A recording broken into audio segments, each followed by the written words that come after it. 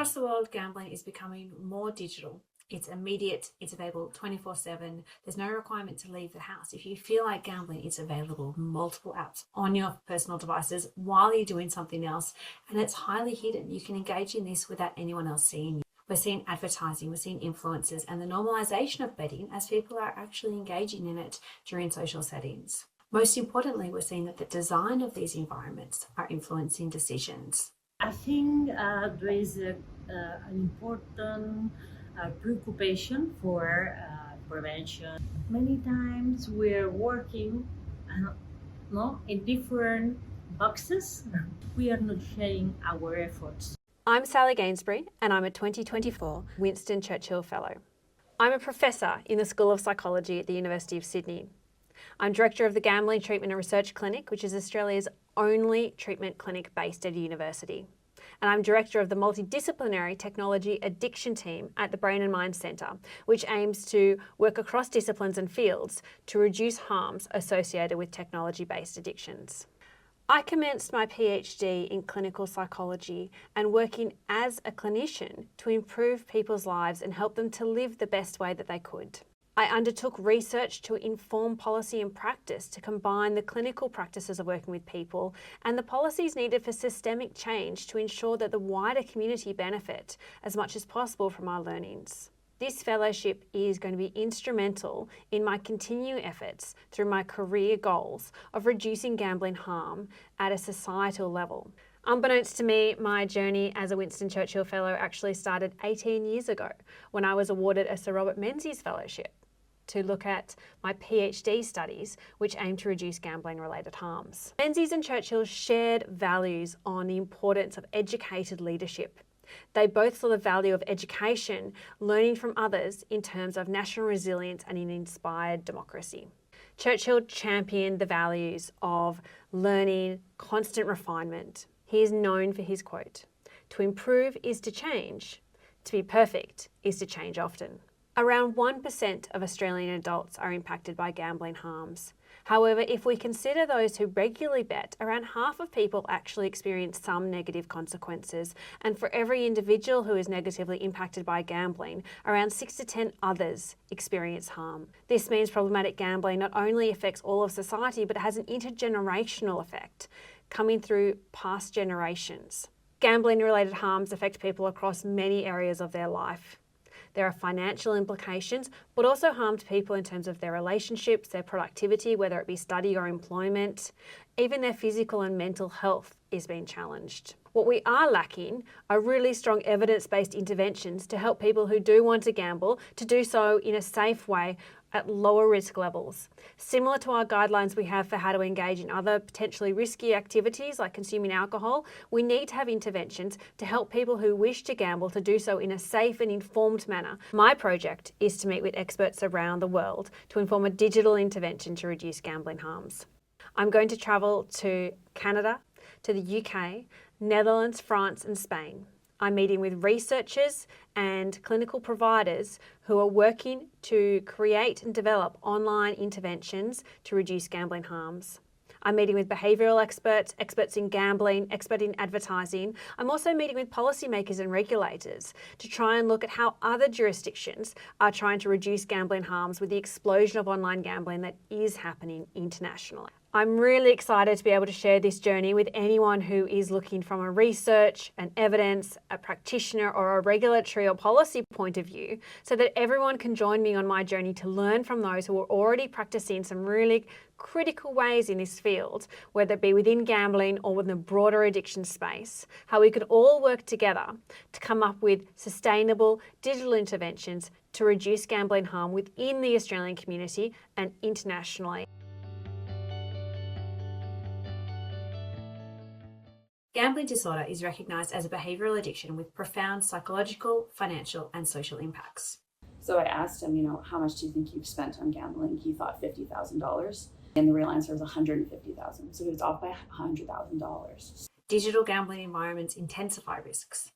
Products are designed to be fast, intuitive and emotionally charged. Gambling harm is not something which is a categorical or dichotomous. You're either a problem gambler or you're not a problem gambler. Harms develop over time.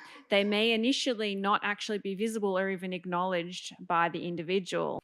People systematically underestimate their spending, and harms ripple outwards to families, relationships, workplace, and communities. We know that less than 1 in 10 people with severe gambling problems seek formal help. And when they do, it's typically 9 to 10 years after the problems have developed. This delay has significant consequences. Online gambling turnover reached $75.4 billion in 2023. Roughly 1 in 5 people who gamble online regularly experience moderate to severe harms. Australians now lose more money per person than any other country in the world. Understanding how and why gambling harms develop and how we can prevent them is crucial. To address these problems, we need to learn from others, from countries experimenting with prevention strategies, digital interventions, new data systems, and regulatory reforms. Understanding what works internationally is an essential step in building solutions that meet Australia's needs. At our clinic, we see every day the devastating harms that gambling can cause individuals, their families, and those around them. And this is why preventing gambling problems in the first place is so crucially important.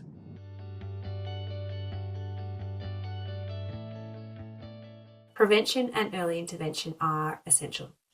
The vast majority of people who are experiencing gambling harms never seek help. Those who do often wait nearly a decade.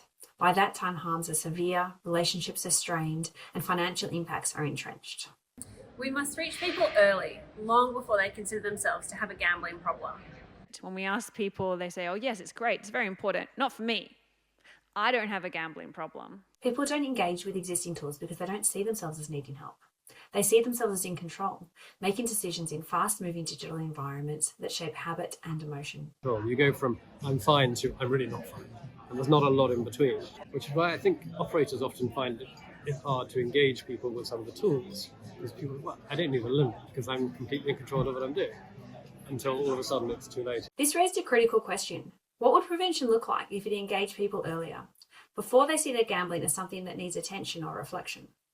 We thought that developing the skill of critical thinking would be really useful for help people to understand the risk of gambling, but also considering if they like to gamble. I mean, the decision at the end depends on the person. So the idea is that they know how to understand if something is misleading or not. Early harms often go unrecognised, not because people don't care, but because the impacts accumulate quietly beneath awareness. Critical thinking is, of course, definitively one of the areas. Many times they are not aware really about the probabilities, if we think about that, but also, of course, emotional awareness, because especially for those individuals that they are using this type of behaviors as a strategy to cope with the stress, that might be also interesting to know more about, to be aware about that situation. Prevention isn't about telling people they have a problem. It's about equipping them with the resources, information, capabilities they need to make informed, intentional decisions before harms emerge. Most people who gamble see themselves as in control until suddenly they're not. Early interventions must meet people where they are.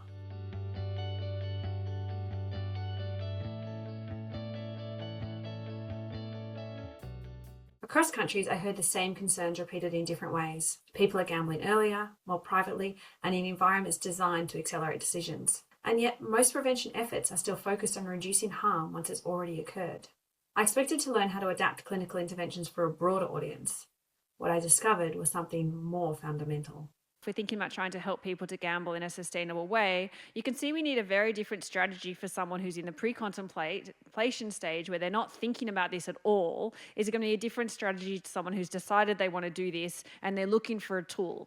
These conversations helped me see that preventing harms means building capability, not waiting for a crisis.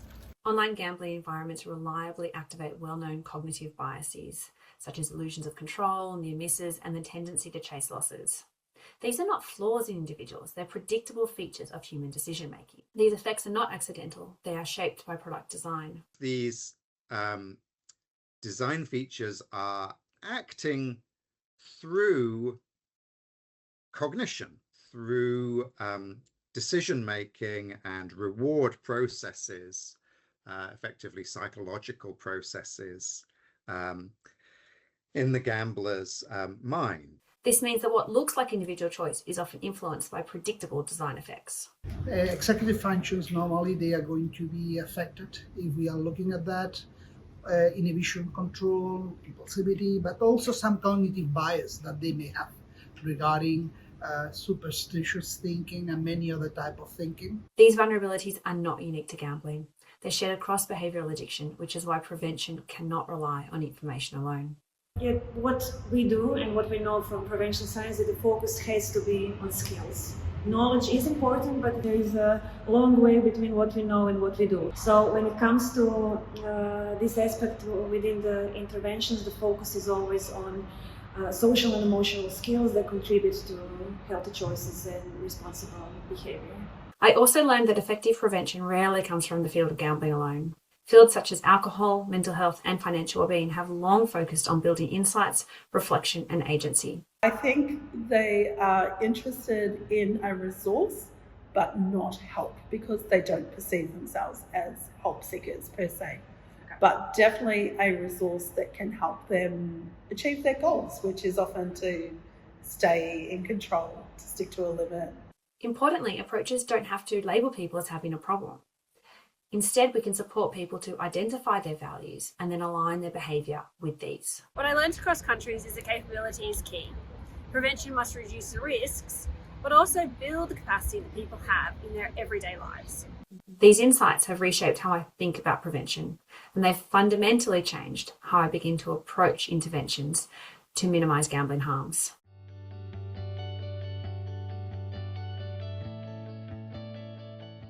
As my focus shifted towards building skills and protective factors, another lesson became increasingly clear. Even the best content has little impact if people don't engage with it. Across digital mental health, engagement is one of the biggest challenges. Most apps lose the majority of users within days. People disengage when tools feel overwhelming, irrelevant, or difficult to use, especially if they perceived these tools as designed for someone with problems.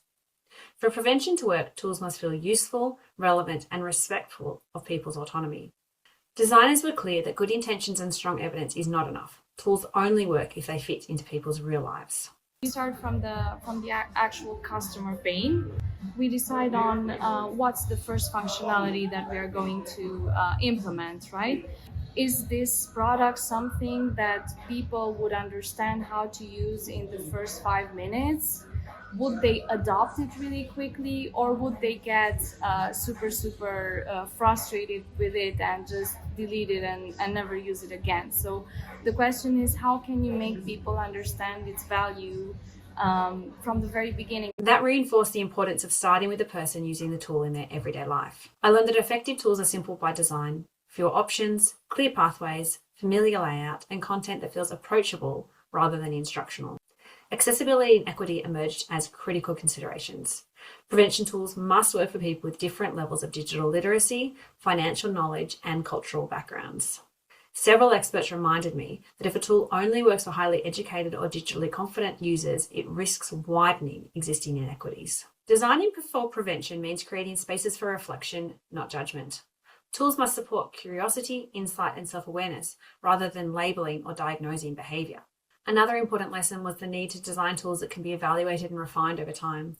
Prevention is not static. Tools must evolve alongside user needs, emerging evidence, and changing gambling environments. This means building platforms that allow learning for users, researchers, and policymakers, and listening to the insights of people who use them. Design isn't just how something looks, it's how people engage, how they feel, how it shapes their behaviour. The design lessons I found highlighted something else. No single tool can prevent gambling harms alone. Sustainable change requires a coordinated effort across systems. As I explored how prevention tools should be designed, it became clear that design alone is not enough. Gambling harm does not emerge in isolation. It is shaped by the systems people move through every day. This fragmentation was one of the most consistent messages I heard and one of the strongest arguments for systems-level preventions. Across my fellowship, I had the privilege of meeting gambling regulators and policymakers in Canada, the United Kingdom, Spain, and France. Each jurisdiction is grappling with common challenges. Greater online gambling comes with the ability to regulate, but you have to combine effective prevention such that people still use the regulated sites and don't go to the unregulated offshore markets. As an embassy, an Australian embassy here in the Netherlands, we've been very interested to see that the Dutch system over many years has been creating a series of institutions which are publicly funded, fully independent, and have the capability and indeed the legislative obligation to both provide advice to government on legislation and regulation across a whole range of areas, including, as I understand it, gambling, but importantly also to provide evaluation and feedback to the follow-up to create an iterative process to hopefully improve outcomes. Regulators were often cautious about endorsing individual tools. Their role is to create the environments that enable safer behaviour rather than promoting specific solutions. The gambling industry plays a critical role in preventing gambling harms. Operators hold valuable data about gambling behaviour and individual customers, but the data is often fragmented across platforms, and so consumers cannot easily accessible the data that they have across different gambling sites and use it in meaningful ways. When in Totalizator, we believe we should have well-designed products. It means we should have right architecture of information in the user interface, and the whole journey should be designed in the way you can get access to all information about you, and all information can help you make the right decision. Gambling industry representatives and policymakers acknowledge that transparency can support informed decision making. However, implementing this consistently across systems remains a challenge. Financial institutions are uniquely positioned to support early intervention and to increase capability and reduce gambling harms, not by restricting behaviour, but by providing insights aligned with people's financial goals. So we know at the moment that people don't necessarily have an accurate perception of how much they're spending on gambling. So if you ask somebody, people often underestimate how much they're spending. So really there's some real work that firms can do to think about how they bridge that gap between people's perceived gambling spending and actually what they are spending, and offering them those insights and then helping them think about what they want to do with that information. Together, these perspectives highlighted how financial systems can contribute to prevention without stigmatisation. Treatment providers highlighted the value of objective behavioural data in supporting care. When people arrive at services with a clear understanding of their gambling patterns, conversations can begin earlier and with greater clarity. Several clinicians described how tools that support reflection and insight could complement existing treatments and support services. Preventing gambling harms is a shared responsibility. Effective solutions must support individuals, inform industry practices, and align with policies. All the lessons I had from my fellowship were important, but it was my job to bring them together, to be able to inform the development of how to design a tool to sit within this complex landscape and support people in practical, meaningful ways.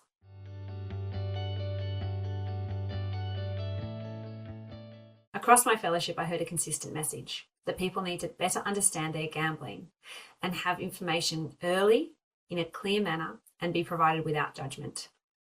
These insights began to converge around a concept that I've been working on for several years. BetWell is a digital tool designed to support people to understand their gambling behaviour and build the skills they need to make informed decisions aligned with their values and goals.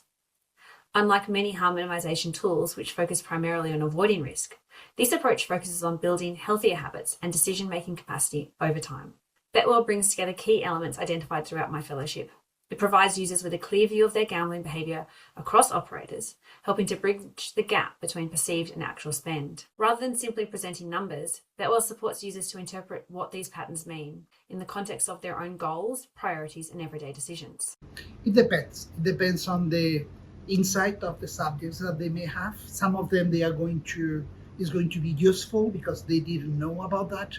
Others actually they are not going to process sometimes this information, and they are going to continue more superficially with the interacting with the environment and with the strategies, not appropriate strategies. As Fernando explained, information only helps when people can interpret it emotionally and cognitively, otherwise it risks being ignored. A critical lesson from this fellowship was that information alone is not enough.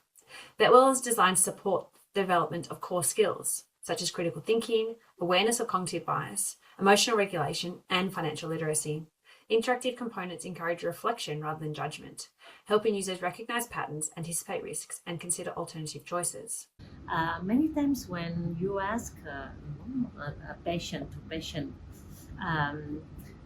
do you think that money is the most important, the money loss, the most important, the more important consequence of your gambling behavior? And normally patients said, no, this is important because of my family, my kids, and so on. But but also other questions. This reinforced the importance of helping people connect gambling behaviour to what matters most to them, not just to numbers. The tool draws on approaches used successfully in other fields, such as alcohol and mental health, where personalised feedback, interactive learning, and non-stigmatising design has been shown to support behavioural change. Importantly, Betwell is designed to complement, not replace, existing systems. It aligns with regulatory goals of transparency and supports industry efforts to provide safer products, as well as offering clinicians and financial counsellors additional resources to support early conversations. Several stakeholders I met with across disciplines reflected on the potential role of tools like this to support prevention, early intervention, and informed choice, particularly when integrated thoughtfully within broader systems. Betwell was shaped directly by what I learnt during this fellowship. It moves away from focusing on harms and avoiding problems towards building resilience, increasing confidence and capabilities, and equipping people with the information and ability to engage with this meaningfully, to intentionally reflect on their behaviour and act in accordance with their values going forward. This fellowship didn't just refine the concept, it clarified what needs to happen next.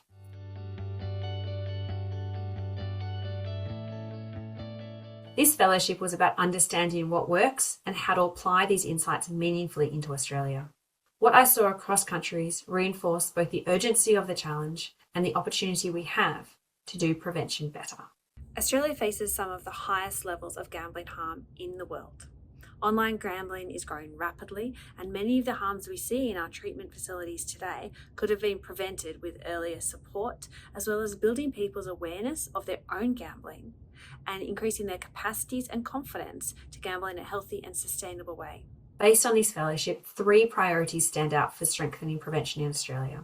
First, prevention efforts must move beyond risk avoidance alone and actively build the skills and capabilities people need to make informed decisions about their gambling. Second, digital prevention tools must be designed for engagement, accessibility, and equity, grounded in real-world use, not just good intentions. And third, prevention must be embedded across systems, with collaboration between regulators, industry, financial institutions, treatment providers, researchers, and the end users. The learning from this fellowship is already being translated into action. One prevention approach emerging from this work is currently being redesigned and refined, informed by international evidence, clinical insight, and user-centric design principles focused on engagement and skills building. The next phase will involve careful evaluation to understand not only whether tools like this are used, but how they support decision-making, reduce risk, and help build protective factors over time. Applying these learnings in Australia will require collaboration across policy, regulation, industry, treatment, research, and financial systems. I'm actively seeking partnerships with regulators, industry leaders, financial institutions, and treatment providers to explore how prevention tools can be integrated thoughtfully into existing environments. Several experts have cautioned that transparency alone is not enough. Access must be accompanied by support to interpret and use information meaningfully. I think it's absolutely vital that we accompany access with data literacy programs. There is a lot of context that sits with data. It doesn't stand alone, and so part of it is actually about helping people to acquire the skills that they need to understand what their data actually means in practice for them as a person. This reinforced the importance of tools that do more than display data. They must help people synthesize, reflect, and decide. One of the strongest messages I heard was that prevention needs to be built into systems, not added on after harm has occurred. There's no point in trying to strong arm people into do something that actually they just can't see the point. So you have to make it extremely easy. You've got to make it trustworthy. You've got to make it accessible, so it has to be on your mobile phone as well as on your computer. But ultimately, you've got to make it useful. That perspective reinforced the importance of designing prevention tools that can operate at scale, tools that align with regulatory goals, industry systems, financial services, and treatment pathways. Betwell is not intended to be a standalone solution.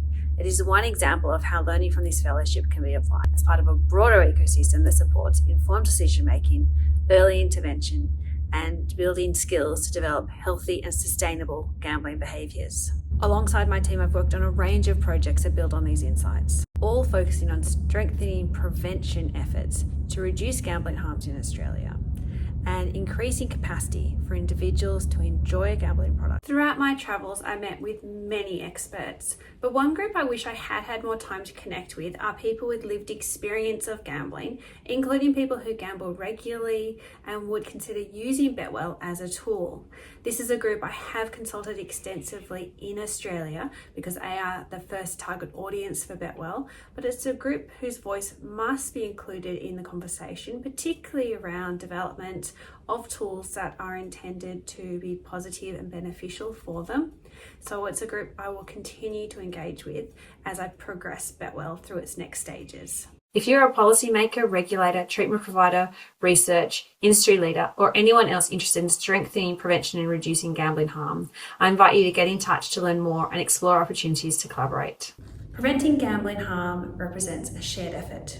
By working together, we can apply what we know to create safer systems and support better outcomes for all Australians. I would like to thank the University of Sydney and the School of Psychology for supporting this fellowship and enabling me to continue my work while abroad. I am deeply grateful to the Winston Churchill Trust for the opportunity to learn from others and bring that learning home. And finally, thank you to my family who travelled alongside me and supported the journey. This fellowship reinforced my belief that meaningful change is possible when shared purpose, collaboration, and evidence come together.